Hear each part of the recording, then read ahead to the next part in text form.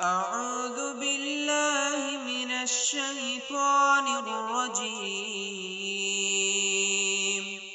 بسم الله الرحمن الرحيم. آمن الرسول بما أنزل إليه من ربه والمؤمنون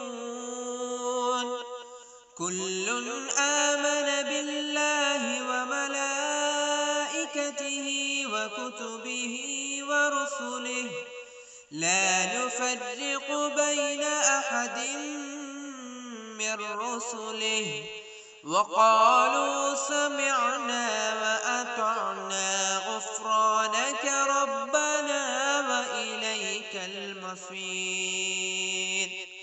لا يكلف الله نفسا إلا وسعها لها ما كسبت وعليها ما اكتسبت ربنا لا تؤاخذنا إن نسينا أو أخطأنا ربنا ولا تحمل علينا إصرا